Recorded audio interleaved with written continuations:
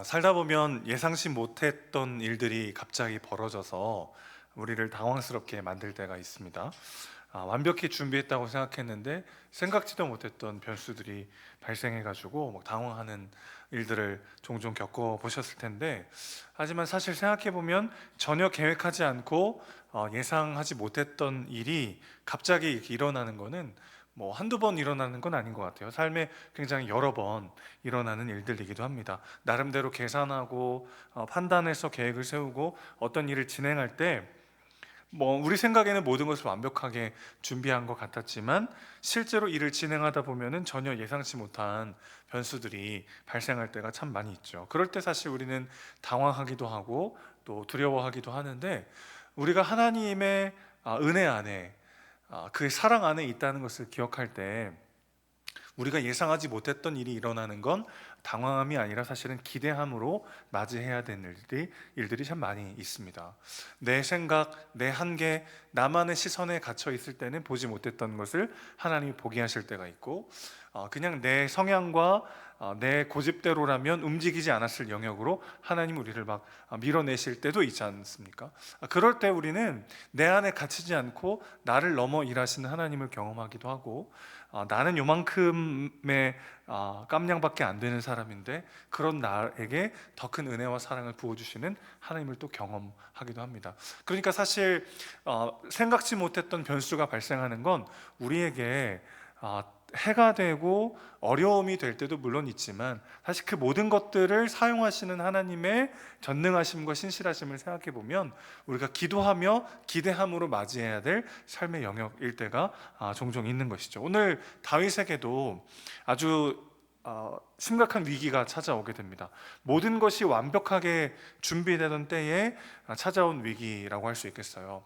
자, 통일 왕국의 왕으로서 다윗이 이제 서게 되는데, 이스라엘 전체를 다스리는 통일 왕국의 왕으로서 아주 완벽한 준비를 합니다. 사무엘하 5장, 우리가 오늘 다 읽진 않았습니다만은 이 5장의 말씀은 다윗이 어떻게 성공적으로 통일 왕국의 왕이 되어 가고 있는지를 그리고 있는데요.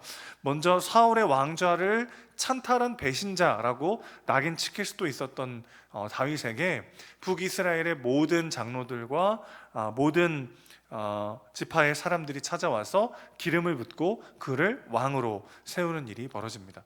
성급하게 그가 막 무력으로 북이스라엘을 진압하려고 하지 않고 기다렸더니 하나님이 신실하게 일하셨고, 또 모든 사람들이 그를 찾아와서 그를 왕으로 세우는 일이 벌어진 거죠. 사실 이게 1, 2년 사이에 일어난 일은 아닙니다. 다윗이 유다 지파만을 다스린 해가 7년 6개월이니까요. 그 얘기는 돌려 말해보면 7년 6개월 동안 전국의 왕이 되기를 기다렸다는 거죠. 어떤 76일도 아니고요. 7년 6개월을 기다리면서 기도한 일들이 있으신지 모르겠어요. 물론 사랑하는 가족의 전도를 위해서 혹은 오래도록 기도했는데 그게 잘 이루어지지 않는 일들도 우리에게 종종 있지만, 다윗도 지금 7년 6개월을 유다 지파의 왕으로 있으면서 계속해서 기다리고 있던 상황이죠. 그럴 때 자발적으로 북이스라엘 사람들의 추대를 받아 왕이 된 것입니다. 게다가 다윗은 지금까지 여부스 사람들이 차지하고 있었던 한 성을 빼앗아서 자기 이름으로 다윗성이라고 이름을 짓고 나라의 도읍을 삼는데, 그 성이 그 유명한 예루살렘 성이었습니다. 예루살렘은 천혜의 요충지이자 요새였어요. 그래서 이스라엘 전역에서 어찌 보면 수도로 가장 적합한 곳이기도 했습니다. 자, 지금 그러니까 다윗은 통일왕국 이스라엘의 왕으로서 완벽한 준비를 마친 셈이죠. 이스라엘 전체의 자발적 추대를 받아서 왕이 되는 최고의 명분이 그에게 있고, 또 이스라엘 땅에서 수도로 삼기에 가장 적합한 장소까지 차지하게 되었으니까 그야말로 왕으로서의 명분과 실리 모두를 갖춘 완벽한 준비다, 이렇게 평가해 볼 수 있겠습니다. 자, 그런데 바로 그때 전혀 생각지도 못했던 곳에서 위기가 찾아왔어요. 블레셋이 이제 2번에 걸쳐서 이스라엘을 침략하게 된 것입니다.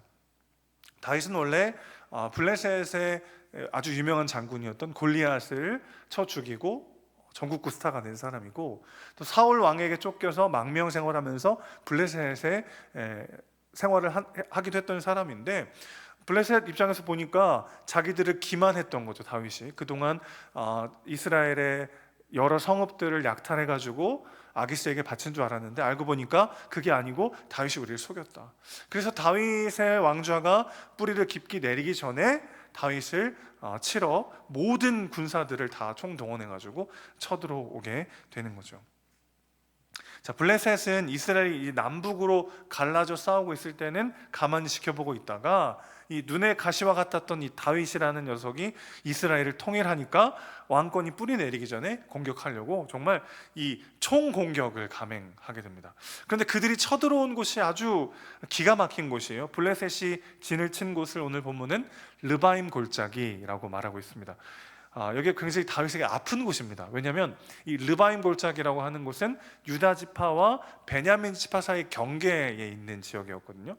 베냐민 지파는 사실 사울 집안이 베냐민 지파 출신이죠. 그러니까 사울의 왕가, 사울의 측근들과 사울 집안의 잔존 세력들이 아직 남아 있는 곳이 이제 베냐민 지파인데, 그러니까 르바임 골짜기라고 하는 것은 다윗에게 우호적이지 않은 베냐민 지파 세력과 블레셋이 연합해서 다윗을 칠 수 있는 그런 곳이었던 것이죠.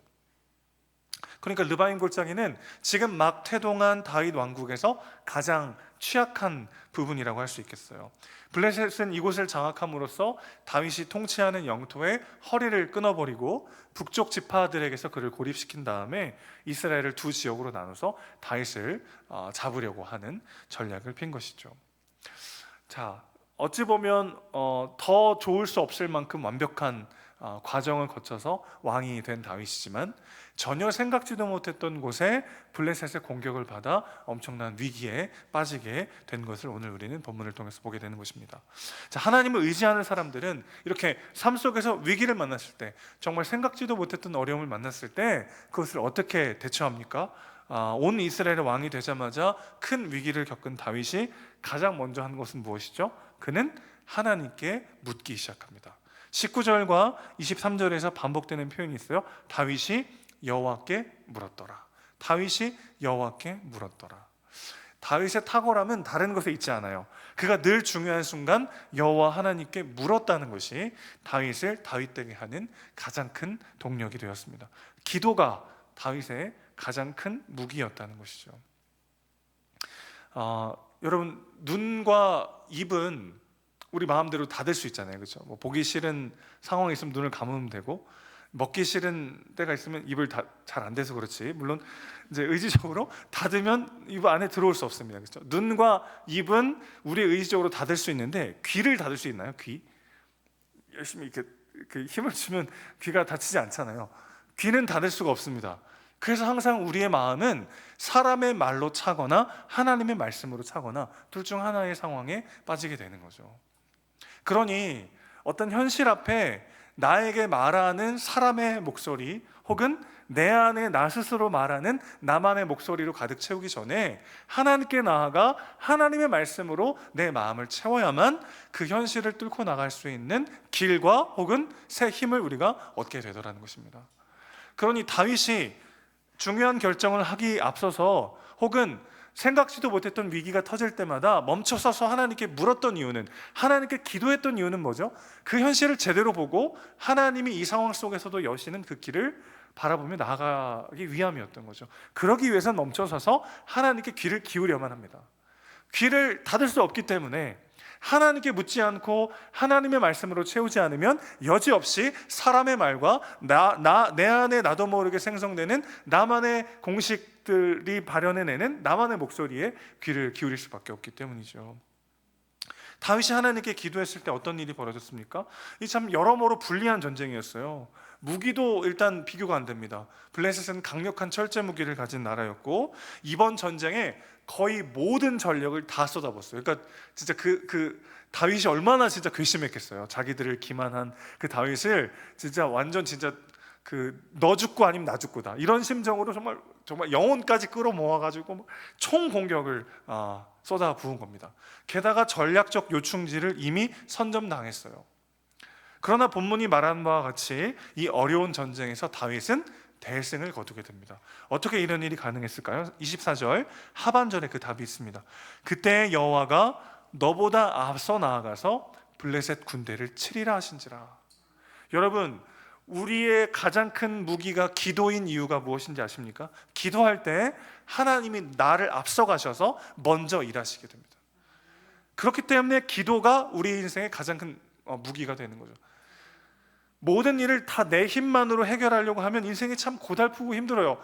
어떻게 그 모든 변수들을 다 제어하면서 통제하면서 어떻게 다 내가 그 문제들을 해결하겠습니까?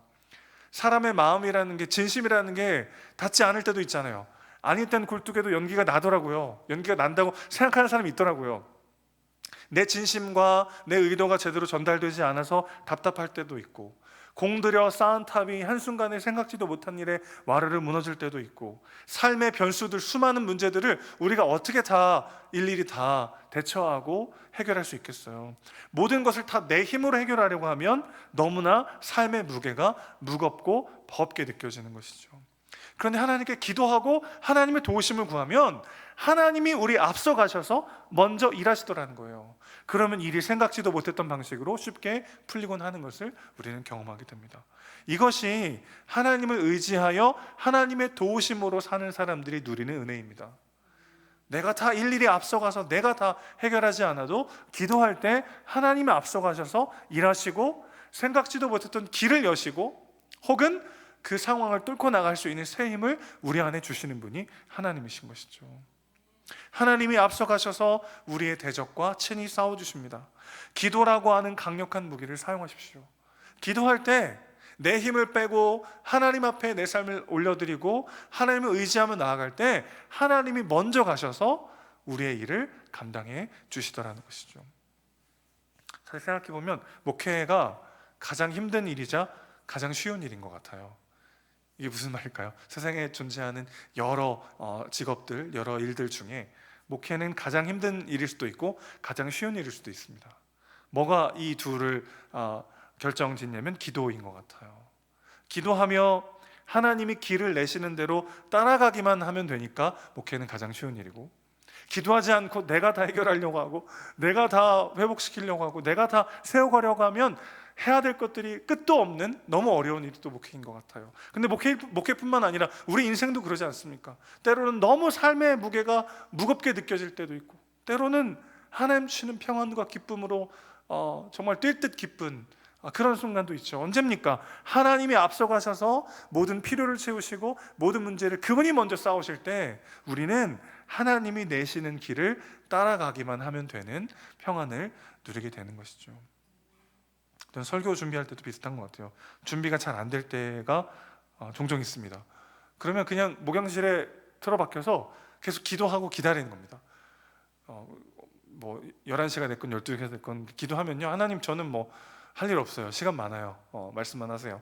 계속 기도하면서 기다리면 하나님은 다음날 주일날 제가 설교하는 걸 아시고 우리 성도님들께 어떤 말씀이 필요한지를 하나님은 아시잖아요. 저는 모를 수 있지만, 그럼 어떻게 해서든 하나님 말씀을 주시죠. 그러니까 뭐 그런 거죠. 막 조급해가지고 이거 빨리 준비해야 되는데 빨리 해야 되는데 그럼 더 잘 안 되고, 기도하면서 하나님께 맡기고 계속 진짜 이렇게 느긋하게 하나님께 기대면서 기도하고 의지할 때 생각지도 못했던 길을 여시는 하나님을 늘 우리는 경험하게 되는 거죠. 여러분, 너무 중요하면 오히려 길이 잘 안 보일 때가 있잖아요. 공감하시나요? 장기 둘 때도 두 사람이 장기를 두면 누가 제일 장기를 잘 둡니까? 옆에서 훈수 두는 사람은 그렇게 잘 보여요. 근데 장기를 막상 두는 그 사람은 너무 쉬운 순대 이게 안 보일 때가 있습니다. 나한테 이게 너무 중요하고 내 시간과 마음과 물질을 막 쏟아낸 그런 영역에 있어서는 오히려 길이 잘 안 보일 때가 있습니다. 그럴 때 우리가 잠시 멈춰 서서 하나님께 묻고 하나님께 기도하면 하나님께서 앞서가셔서 길을 여시고 그분이 우리에게 길을 보여주시고 혹은 길이 안 보이는 상황을 뚫고 나갈 수 있는 새 힘을 우리에게 부어주시더라는 것이죠. 오늘 다윗에게 역사하신 하나님이 바로 우리의 하나님이십니다. 우리의 가장 큰 무기가 기도인 이유가 바로 여기 있습니다. 내 눈으로는 보지 않았던 바로 그 상황 속에 하나님이 길을 여시고 앞서가셔서 일을 행하시는 분이 우리 하나님이신 것이죠. 그래서 우리가 구체적으로 기도해야 된다 이런 얘기 교회에서 많이 하잖아요. 왜 구체적으로 기도해야 되죠? 구체적으로 기도하지 않으면 하나님이 안 들어주셔서가 아니라 구체적으로 기도하지 않으면 하나님이 응답하신지 아닌지를 제대로 알지 못하고 넘어갈 때가 많아요. 내가 구체적으로 기도하고 오래도록 하나님 앞에 묻고 의지하여 기도하면 하나님께서 나의 삶을 이렇게 인도하셨구나, 앞서가셔서 하나님이 이렇게 준비하셨구나가 보이는 거죠. 그럴 때 속칭 기도할 맛이 납니다. 내가 기도했더니 하나님이 이렇게 역사하시는구나. 반대의 경우도 있어요. 내가 이렇게까지 기도하고 이렇게까지 간절히 하나님께 부르짖었는데 이대로 응답이 안 되는 건 어떤 마음의 확신이 드냐면 나에게 이게 복이 아니구나. 나는 이게 복이라고 생각해서 하나님 진짜 이거 간절히 기도합니다. 제발 이거 응답해 주세요. 기도했는데 내가 이렇게까지 간절히 구체적으로 하나님께 매달리고 기도했는데도 이게 안 된다는 건 이게 나한테 결코 복이 되지 않는구나라는 또 다른 확신을 하나님이 주실 때가 있습니다. 그러니 기도가 간절해지고 기도가 구체적으로 되고 멈춰서서 하나님께 묻는 그 순간은 그 기도가 응답되건 응답되지 않건 모두가 다 우리에게 소망이 되고 기쁨이 되고 위로가 되는 거죠. 그 기도만큼 가장 큰 무기가 없어요. 다윗의 탁월함은 기도에 있습니다. 그래서 시편을 보면 온통 다윗이 쓴 시편들이 많잖아요. 그게 하나님께 올려드린 기도들 아니겠습니까? 고난 앞에 그가 했던 기도들이요, 절망 앞에 그가 부르짖었던 절규들이요, 한치 앞이 보이지 않는 상황 속에 그가 하나님께 어떻게 매달렸는지를 보여주는 기도의 교과서가 시편입니다. 또 어떻게 기도해야 될지 모르겠는 상황에는 여러분 시편을 펴서 그냥 줄줄 한번 읽어보세요. 그럼 딱 맞춤형으로 내 고난과 똑같은 고난이 그 안에 있습니다. 내 상황과 똑같은 상황이 그 안에 있어요. 그럼요, 막 어떨 때는 막 가슴이 시원해질 때가 있어요. 아, 하나님 앞에 이렇게 따지면 되겠구나. 하나님 앞에 이렇게 부르짖으면 되겠구나. 하나님 앞에 이렇게 절규하면 되겠구나. 그러고 나면 내가 전에는 전혀 보지 못했던 그 상황을 하나님이 이미 마련해 놓으셨고 길을 여신다는 것을 우리가 경험하게 되는 거죠. 예전에는 풀리지 않는 문제 때문에 바라보지 못했던 그 길, 내가 너무 중요하게 생각하고 매달렸던 이것 때문에 전혀 바라보지 못했던 하나님이 아까부터 예비하셨던 바로 그 길이 보이기 시작하고 그것으로부터 문제가 너무나도 생각지도 못했던 방식으로 풀려나가는 것을 우리는 경험하게 되는 거죠. 오늘 구체적인 전략까지 다 살펴보진 않겠습니다만은 결국 하나님께 멈춰서서 기도할 때 그가 전혀 생각지도 못했던 길을 통해 하나님은 다윗에게 영광스러운 위대한 승리를 허락해 주시는 것이죠. 이것이 우리 삶의 너무 중요한 원리라는 것입니다. 자, 그런데 다윗도 이 하나님께 멈춰서서 기도하고 하나님의 은혜를 누리는 엄청난 승리를 경험했지만 동시에 그가 기도하지 않고 자기 마음대로 했던 영역도 오늘 본문에 등장합니다. 그게 뭐냐면 결혼이었어. 결혼. 13절부터 보면 다윗이 헤브론에서 이제 예루살렘으로 옮길 때 처첩들을 더 두었다. 그래서 그의 아들들과 딸들의 이름들이 막 이렇게 나옵니다. 13절 보시면 예루살렘에서 처첩들을 더 두었다 이렇게 되어 있는데 히브리 원문을 보면 첩들과 아내들 이렇게 되어 있어요. 그러니까 보통은 아내들과 첩들 이렇게 기록하기 마련인데 첩들을 앞에 두면서 다윗이 굉장히 많은 아내들을, 굉장히 많은 첩들을 뒀다는 것을 고발하면서 강조하는 표현이 쓰인 것이죠. 자, 사무엘하 5장에는 온통 승리와 기쁨으로 가득한데 다윗이 왕이 되면서 자기 마음대로 했던 딱 한 가지가 기록되어 있어요. 그게 바로 첩들과 아내들입니다.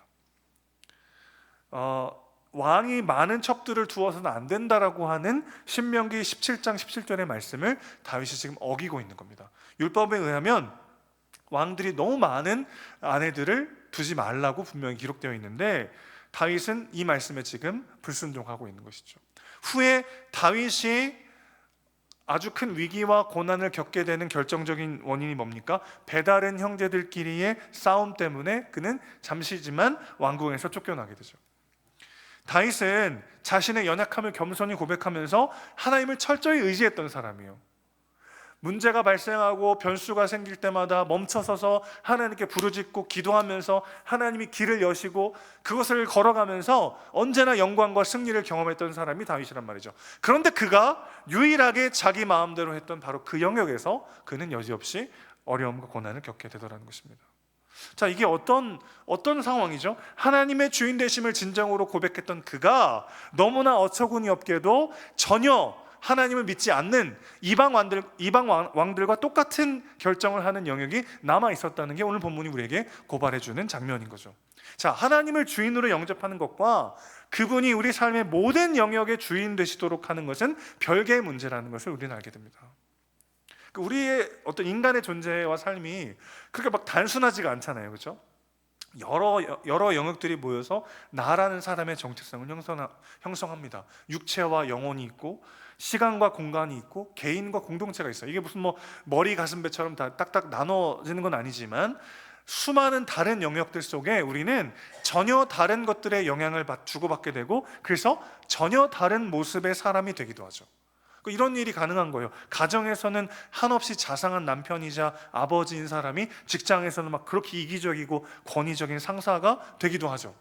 누구보다 온유하고 배려심이 많은 사람이 운전대만 잡으면 막 180도 바뀌어가지고 도로 위에 무법자가 되기도 합니다.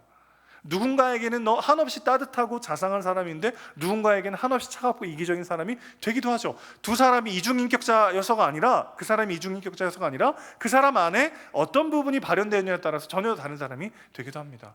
이것이 우리 삶의 여러 영역 속에 내가 주인되어 살아가는 영역이 남아있게 하는 요소가 되기도 하죠. 무슨 말이냐면, 어떤 영역에서는 하나님께 멈춰서서 기도하고 의지하고 하나님이 여시는 길을 따라가면서 그 안에 엄청난 은혜와 승리를 경험하면서도 동시에 어떤 한 영역에서는 철저히 여전히 내가 주인되어서 내 마음대로 내 삶을 쌓아가고 있는 영역들이 남아있을 수가 있다는 거예요. 그래서 이런 아이러니한 상황이 가능해지는 거죠. 하나님, 내 삶은 하나님의 것입니다. 그러나 내 자녀들만큼은 내가 원하는 대로 좀 커야 되겠습니다. 하나님, 내 인생 전부를 다 하나님께 드리겠습니다. 하지만 내 지갑은 안 됩니다. 하나님만을 전적으로 의지합니다. 하지만 이 문제만큼은 꼭 내가 원하는 때에 내가 원하는 방법으로 해결돼야 되겠습니다. 이렇게 이런 워딩을 하나님께 하진 않지만 정말 이런 마음처럼 하나님 앞에 설 때가 있단 말이죠. 이게 가능하다는 거예요. 이게 우리의 모습일 수 있다는 것입니다. 우리 모두에게는 하나님의 뜻을 묻고 하나님의 말씀에 순종하면서도 결국 포기하지 않는 나만의 영역이 남아있을 수 있다는 거예요. 그리고 그건 결국 사실 여전히 내가 내 인생의 주인 되려고 하는 시도일 수 있다는 것이죠. 다윗은 자신의 나라와 왕저의 진정한 주인은 하나님이심을 고백하는 신실한 왕이었습니다. 하나님 마음에 합한 왕이었어요. 그러나 그런 그도 결혼에 있어서는 하나님의 말씀을 따르지 않고 많은 처첩들을 두게 됩니다. 그리고 바로 그것이 다윗과 그의 가문을 무너뜨리는 아주 중요한 역할을 하게 된 것이죠. 사랑한다는 건 존재 전부가 그 사람에게 물드는 거죠. 두 부부가 있어요. 나는 당신에게 내 몸과 마음을 드리지만 내 돈을 줄 수는 없습니다. 이건 결혼이 아니죠. 이건 사랑이 아니죠. 그렇죠? 결혼이라고 하는 울타리 안에 하나님께서 남녀가 하나 되게 하신 것은 재정적으로, 육체적으로, 감정적으로, 법적으로, 영적으로, 그리고 가문 모두가 하나 되는, 서로가 서로에게 모든 것을 내어주는 관계가 되는 거죠. 하나님과의 관계 속에서도 마찬가지입니다. 우리가 마음과 목숨과 뜻을 다해 그분을 사랑한다는 건 하나님을 우리 존재의 전부 모든 영역 속에 물들게 하라는 뜻이기도 하는 거죠. 그저 삶의 어떤 영역에서만 그분을 찾는 것은 진정으로 하나님을 사랑하는 것이 아닐 수 있습니다. 제한된 어떤 영역 속에서만 하나님을 믿는다는 건 결국 내가 만든 신을 숭배하는 우상 숭배에 불과한 것이죠. 우리 삶의 모든 영역, 내 마음, 내 미래, 내 커리어, 내 가정, 내 자녀, 내 모든 영역에서 하나님을 의지하고 그분의 도우심을 구하는 우리 모두가 되시기를 주님의 이름으로 축원합니다. 그럴 때 하나님이 길을 여시고 그 영역에 있어서도 소망과 담대함을 가지고 살아갈 수 있도록 우리 삶을 지키시고 보호하실 줄로 믿습니다. 내 가정의 주인은 하나님이십니다. 그 사람과의 관계 속의 주인도 하나님이십니다. 내 자녀들의 주인도 하나님이십니다. 내 미래의 주인도 하나님이십니다. 내 시간과 물질의 주인도 하나님이십니다. 내 자존심과 명성의 주인도 하나님이십니다. 내 몸과 마음의 주인도 하나님이십니다. 우리 삶의 모든 영역의 주인이 하나님이십니다. 이 고백이 진정한 우리의 고백 되시기를 주님의 이름으로 축원합니다. 그럴 때 우리는 진정한 자유와 은혜를 누리게 되는 거죠. 삶의 무거운 짐들은 내려놓으려고 해도 내려놓아지지 않는 이유는 여전히 내가 주인 되어 살아가고 있는 바로 그 영역 때문일 수 있습니다. 하나님의 은혜를 누리면서도 여전히 내 마음속에 두려움과 분노와 불안과 어떤 근심과 걱정과 염려가 남아있다는 건 바로 그 지점이 여전히 내가 주인인 영역일 수 있다는 것이죠. 오늘 이 밤 하나님과 그 부분을 한번 같이 깊이 있게 이야기해 봤으면 좋겠어요. 하나님, 내가 여전히 내려놓지 못하고 있는 내 삶의 영역이 있어요. 주님, 여기도 찾아와 주시고 이곳에도 하나님의 진리의 빛을 비춰주시고 주님이 앞서가셔서 길을 열어주십시오. 그래서 삶의 모든 영역 속에 하나님의 은혜와 사랑을 풍성히 누리는 우리 삶이 되게 해주십시오. 그렇게 기도하며 하나님과 동행하는 우리 모두가 되시기를 주님의 이름으로 축복합니다.